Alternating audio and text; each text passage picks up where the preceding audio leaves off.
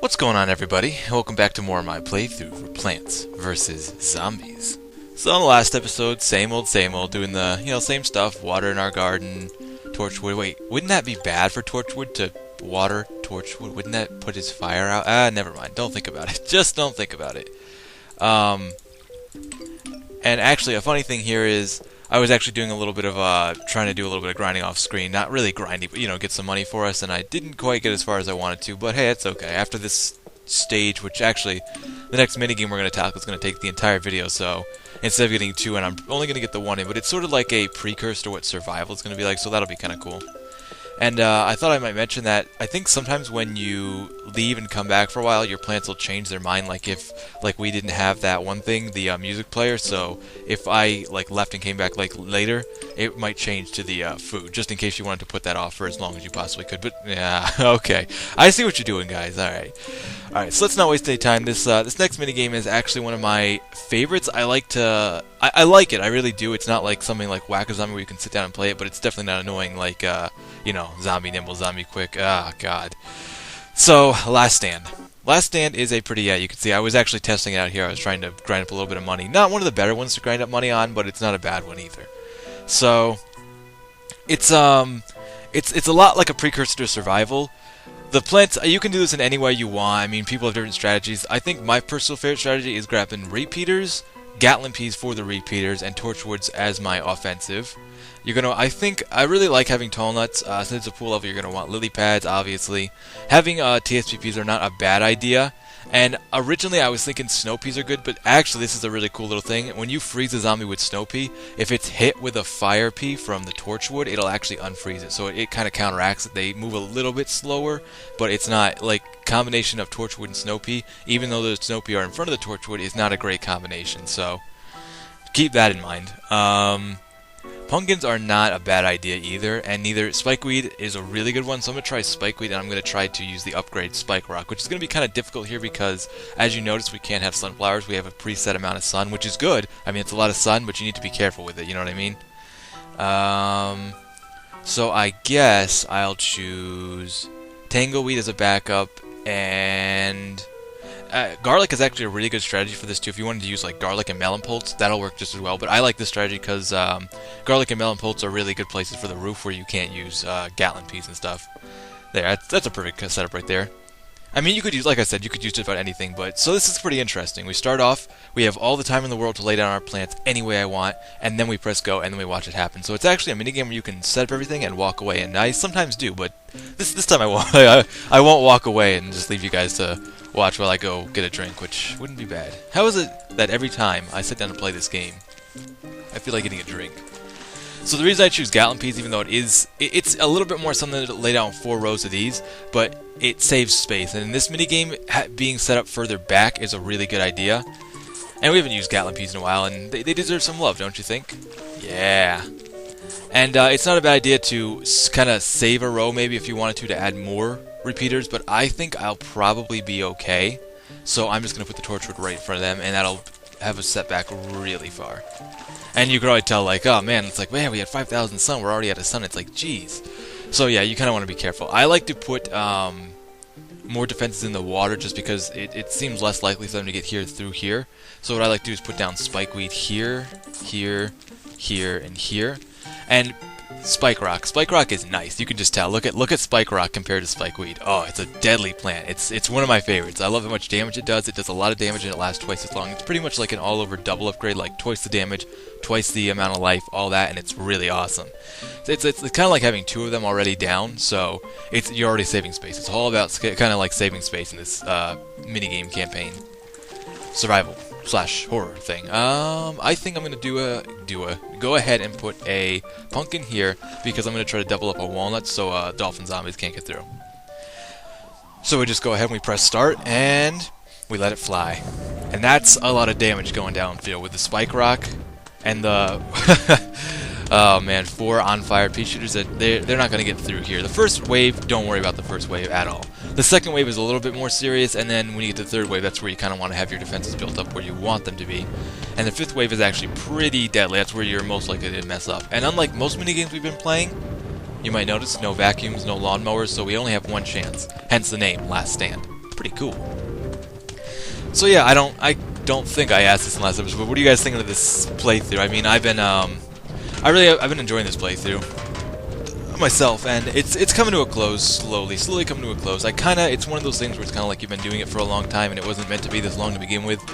So it's kind of like you want it to end, but at the same time you don't, because probably when I'm done with this, I probably won't like revisit it in a playthrough ever. Maybe I'll get the urge to like do a survival night one night and just see how long I can survive on infinite survival, but probably not.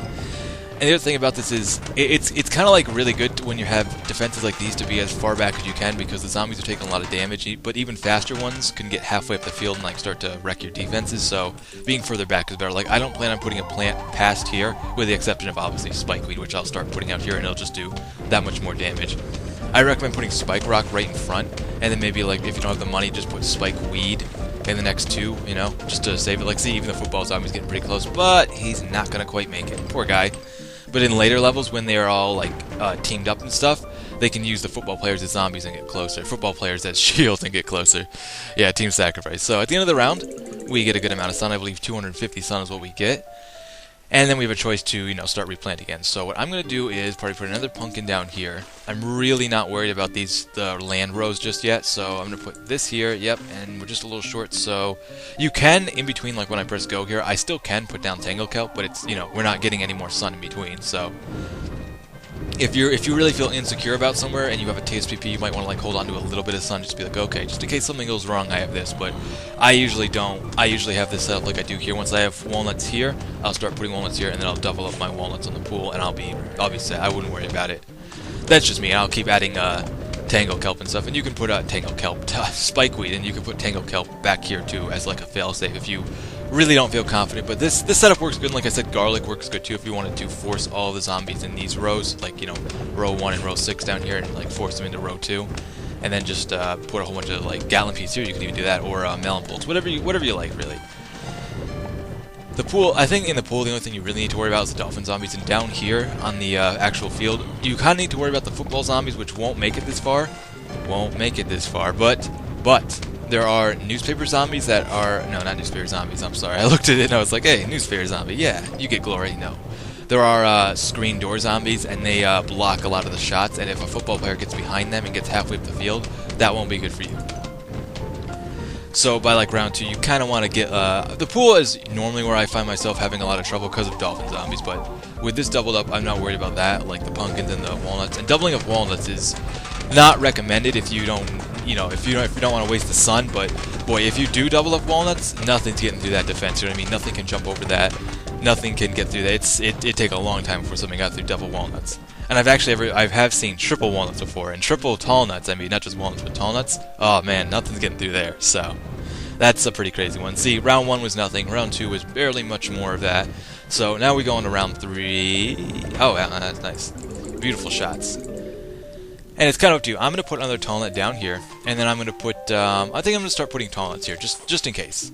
And every round I'll have enough to put at least one tall nut and probably one spikeweed. So, next round.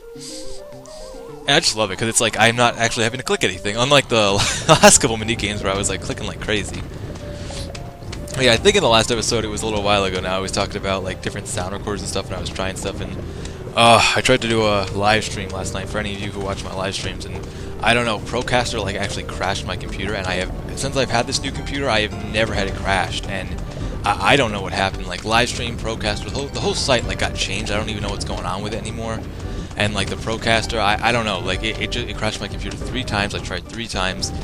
So I'm trying out XSplit, which is, I don't like it as much for audio quality, and the way Procaster worked, everything about it was just beautiful, because I could just launch it, I could see the chat, I could see my game, how well my connection was going, everything was perfect, and it worked with the audio, it captured audio, captured my game.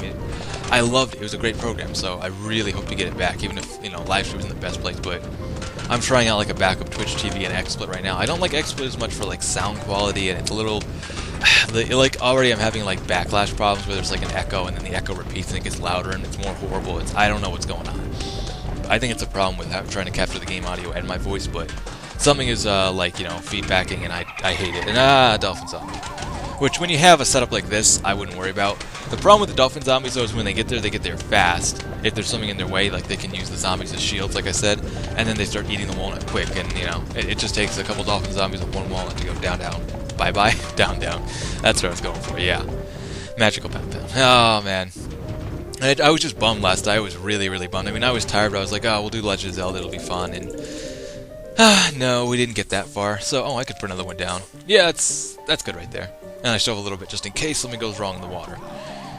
But I would, with a setup like this is really your best setup. You don't want to get carried away and start putting out tons of things. You know, oh, nice. You don't want to, you don't want to do anything like that. You don't want to get carried away in this. You want to sit back. You want to use stuff like this, and you'll be fine. This is the best way to do it. It really is, in my opinion. I'm sure someone else could be out there, like, you know, garlic and cabbage pole, something like that would work much better, but this is the way I like to do it. I personally, like, I really am so confident right now, except for maybe the bottom row, that I could honestly just walk away right now. And I would be fine. And I have actually walked away on this minigame and come back later. I'm like, oh, look at this, my plant's own. Didn't even need my help. And yeah, I don't know. If any of you know, I don't know how many of you guys actually make videos or anything, but if you stream or anything, I mean, feel free to let me know. I'm going to try to download Procaster again today and see how that works, and maybe I can get it to work, because I was really loving it. I really loved it. It was beautiful. It made sense. I liked the way it worked, but I mean, it like blue screen crashed my computer. It was like 3 times. I was a little heartbroken and devastated and confused. So XSplit is working for the most part. I could just tweak it a little bit more, and then I could actually stream there. I actually do want to get off livestream.com and maybe move to Twitch TV, which is where everyone does. Because, I don't know, livestream.com has been changing. It's like they have 2, like, alternative parallel sites. I don't really understand what's going on, but I really liked a lot of their stuff there, and then, again, you know, it's one of those things. I like doing the whole video thing, like, problem solving, like, trying to figure out how to make effects work, and audio stream, and all that stuff. It's a lot of fun, but at the same time, it's kind of like, I'm kind of like, when something doesn't quite go my way, I sometimes give up pretty easy, but I usually come back at it. I'm not a quitter, but sometimes I like to walk away from my issues and come back to deal with them later. I'm sure I'm not the only one. So now that we got a setup like this, we can actually start putting down more of these guys. Yeah! Once you have like 1 row of you know, Spike Rock and then 2 of the Spike Weed, like, nothing's gonna get through there to begin with, because that's a lot of damage on them to begin with, like when they just walk in the field. So this is like a no man's land for zombies. Like, zombies, poor zombies. Keep throwing them at me all day, like, really. I wish this was almost infinite like the survival one was, but the survival ones, they get a lot harder. This is child's play, really. This is like warming you up for survival. So if you kind of like the looks of this, you're gonna like survival a lot. Except survival is also real time. It doesn't give us a certain amount of sun, and we go forever.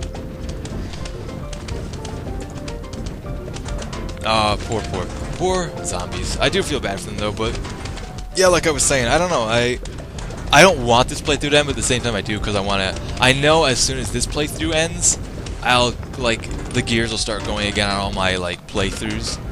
Like, I got other videos going and stuff, but as soon as this is done, I just know it's gonna, like, be that turning gear. It's moving slow right now, and then all of a sudden it's gonna go from this to the next playthrough, to the next playthrough, to the next playthrough, and before you know it, I'll finally be caught up, I hope. That's definitely one thing I'm gonna add when I do my, like, tips video, which that might not be for a very long time, but I'm like slowly working on all that kind of stuff, like trying to compile everything on how to do anything. I know, that was a really intuitive sentence. I gotta stop doing these in the morning. Did you see the dolphin? He like jumped up and like hit his head on the tallnut and died. That was great, that really was. But yeah, see, as long as you can just keep the, actually, the Spike Weed and the Spike Rock are really good against the, I was going to say fencing zombies, the screen door zombies, which can really screw you up, but we did 5 flags, and that was that, isn't it? Oh, that was great. That was a lot of fun, right? So this is a fun minigame. If you're looking for one to just, like, put on and walk away, like, you could honestly do that. You unlocked a new minigame. Awesome. We unlocked a new minigame, and we only have 4 more to go, so 2 more videos, and we'll be all done with the minigames. Oh, man. It's just the time flying so fast by, but, yeah, so in the next episode we actually got a bit of money, so I think we'll be picking up some stuff from Crazy Dave's Tiddlywinks. But until then, I thank you guys for watching, and I will catch you next time.